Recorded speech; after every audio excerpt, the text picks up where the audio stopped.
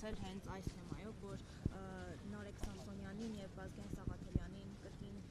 կալանավորել են։ Ինչ-որ պատասխաններ կան, թե դեռ չեն պատասխանել։ Մենք նամակներ ենք փոխանցել ԱՄՆ-ում Հայաստանի դեսպանատանը եւ ԵՄ-ի հայաստանյան ներկայացուցչությանը կալանավորման սկզբնական շրջանում, որտեղ բարձրաձայնել ենք եւ մանրամասն նկարագրել ենք այն ապօրինությունների շղթան, որոնք տեղի են ունենում նրանց նկատմամբ։ Մենք պետք է ասեմ, որ արձագանք ենք ստացել Հայաստանում ԵՄ պատվիրակության ներկայացուցիչ Վասիլիս Մարագոսին, Anti-Fake-ի խմբագրության ուղղված պատասխան, որտեղ նշվում էր, որ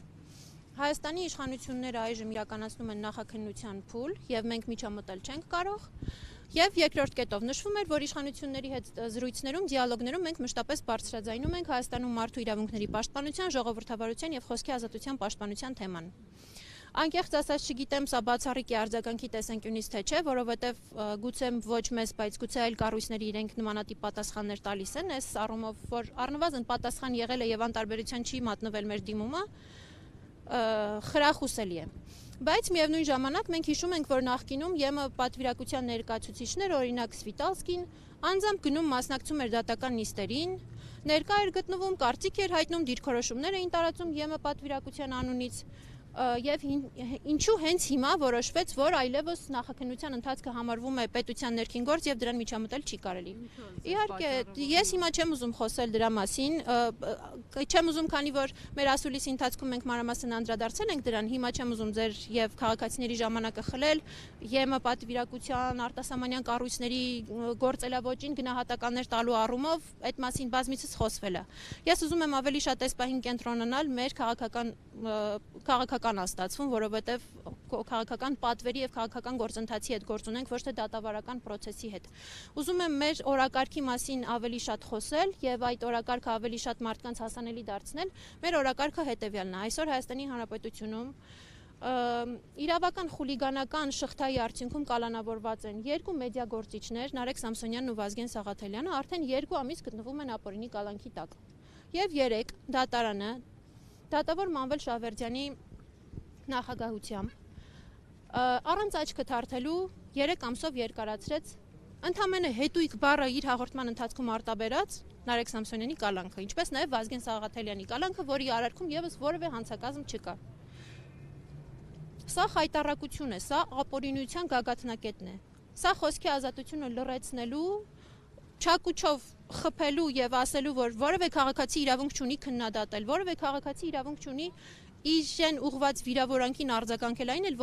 ոչ համարժեք։ Կարծում եմ 3 Նարեկ Սամսոնյանի ելույթը դուք դատարանում լսեցիք, ինքը ասաց իրենց ինչպես է բնորոշել ազգային ժողովի նախագահը եւ իրենք ինչ պատասխան են տվել։ Սա անգամ ոչ համարժեք պատասխան էր։ Այսինքն ազգային ժողովի նախագահը խուլիգանական արարք չի դրսևորել, Նարեկ Սամսոնյանն է դրսևորել հետույք բառն ասելով։ Տեսեք, այսօր օրինակ սրբազաններել են կալանավորված, ինչու այդ բառի համար չպետք է կալանավորեին։ Ես հասկանում եմ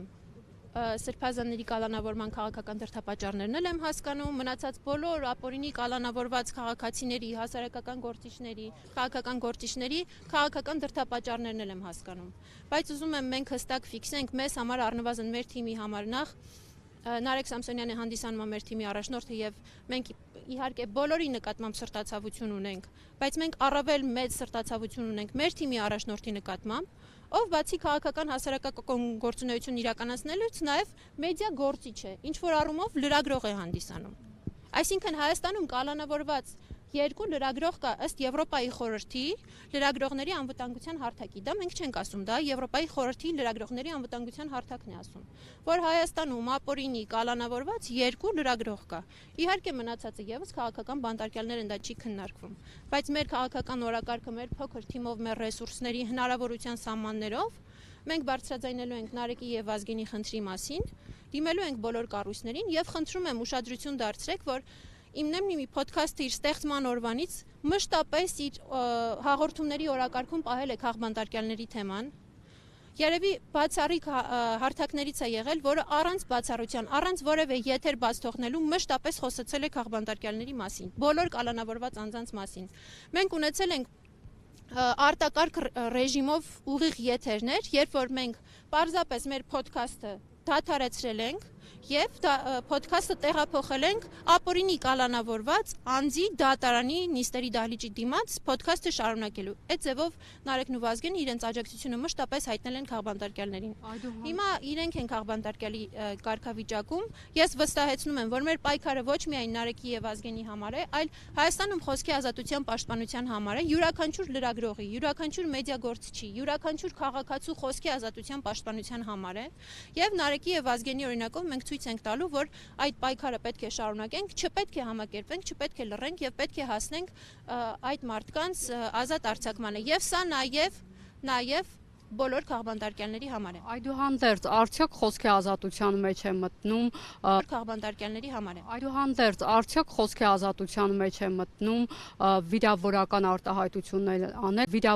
արտահայտություններ անելը, ինչպես նաև հայհոյանք, ոչ պարկեշտ բառապաշար օգտագործելը։ Խոսքի ազատության սահմաններում գտնվում է թե չէ, ձեր հարցը դա է։ Տեսեք,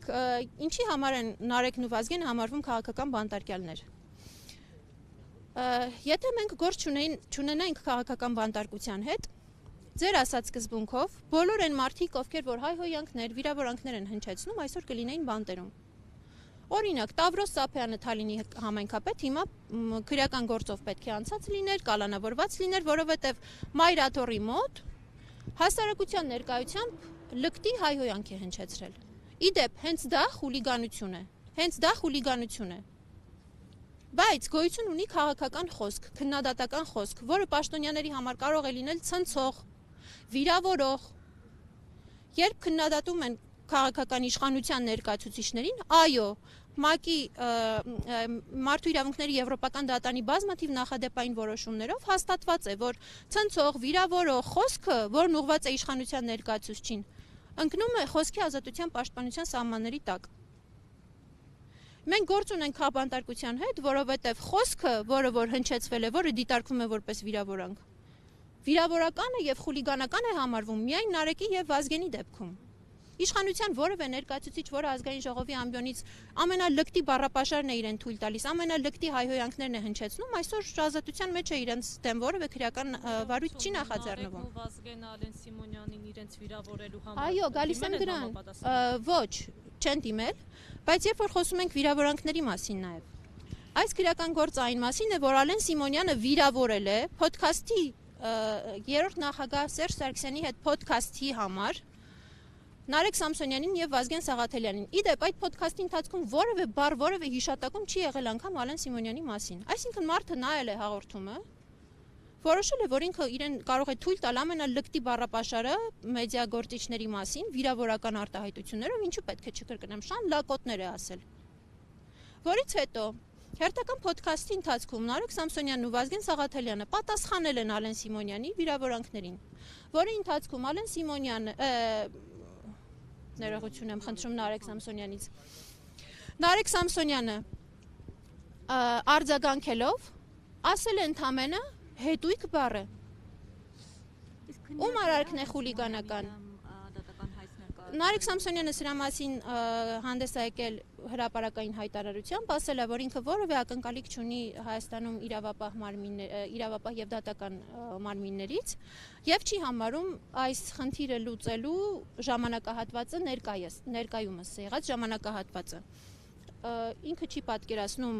դատարան դիմել, վիրավորանքի համար պատասխան պահանջել, իր համար գործում են այսպես ասած ավելի սկզբունքային, ավելի այլ մոտեցումներ, ավելի տղամարդկային մոտեցումներ, որի մասին ինքը արել է հայտարարություն, ինքը դա պատշաճ չի համարում։ Եվ նորից գալով Նարեկի եւ Վազգենի կալանավորման երկարաձգմանը եւ հատկապես Նարեկ Սամսոնյանի հայտարարած հացադուլին, ինչպես արդեն ասացի, քանի որ այդպիսի կարծիքներ կային, որ սա հուսահատության քայլ է, ոչինչ չի տալու, իշխանություններին ճնշելու գործիք չի կարող հանդիսանալու, Նարեկ Սամսոնյանը այսօր հոդված է հրապարակել անհավիր քրեակատարողական հիմնարկից, որում այդ բոլոր հայտարարություններին մանրամասն արձագանք է տվել։ Ես էլ քանի որ ամեն օրվա սկզբունքով տեսակցում եմ եւ այս հարցը նաեւ քննարկման առարկա է դարձել մեր քննարկումներում, ուզում եմ ասել, որ սա որևէ դեպքում չի կարող ընկալվել որպես հուսահատության քայլ։ Սա շատ գիտակցված, երկար մտածված, վճռորոշ քայլ է, քաղաքական ակցիա է, քաղաքական բողոք է, ընդդեմ այս ապօրինությունների։ Եվ մեր անտիֆեյքի թիմի ակնկալիքն է, որ այս քաղաքական բողոքը որպես օրակարգ վերցնեն համապատասխան քաղաքական ուժերը, ընդդիմադիր գործիչները, դա դարձնեն քաղաքական օրակարգի մաս եւ պայքարեն Հայաստանում Նարեկի եւ Ազգենի խոսքի ազատության, իրավունքի պաշտպանության եւ մնացած քաղբանտարկյալների համար։ Ներողություն, դատախազների նկարներն էլ ենք տեսնում, դրա իմաստը կբացատրեք ինչու ներկայանում։ Երեք, եթե հետևել եք հրապարակային դատավարության ընթացքին, շատ մանրամասն ներկայացվել է, թե ինչ է տեղի ունեցել այս 2 ամիսների ընթացքում։ Տեղի է ունեցել իրավական խուլիգանություն, որի ընթացքում ամեն մի իրավապահ կառույցի ներկայացուցիչ իր գործուն մասնակցությունն է ունեցել, օղակը դառնալով այդ իրավական խուլիգանության։ Այս գործընթացում ներգրաված են եղել քննիչ Գոռ Դավթյանը իր ողջ քննչական խմբով, դատախազ Հայկ Ավետյանը, դատավորներ Ռոման Սմբատյանն ու Մասիս Մելքոնյանը, որոնք դակել էին երկամսյա կալանքը, վերաքննիչ դատարանի դատավոր Ադրինե Ղուկասյանը, որը մերժել էր Վազգեն Սաղաթելյանի վերաքննիչ բողոքը։ Եվ երեք արդեն սրա մասը դարձավ Մանվել Շահվերդյանը, որը գործը քննող դատավորն է, եւ արդեն կարող են կանխատեսումներ անել, թե այս գործով ինչ ելքեր կարող են լինել։ Պարզապես մեր նպատակն է, մենք որևէ բան չենք ասում այս մարդկանց։ Մեր նպատակն է, որ հանրությունը դեմքերով ճանաչի հրապարակային դատավարության մասնակից կողմերին։ Մենք որևէ բան չենք ասում, կարծում եմ քաղաքացիները իրենց մեջ իրենց գնահատականները կունենան տվյալ պաշտոնյաների մասին։ Շնորհակալություն։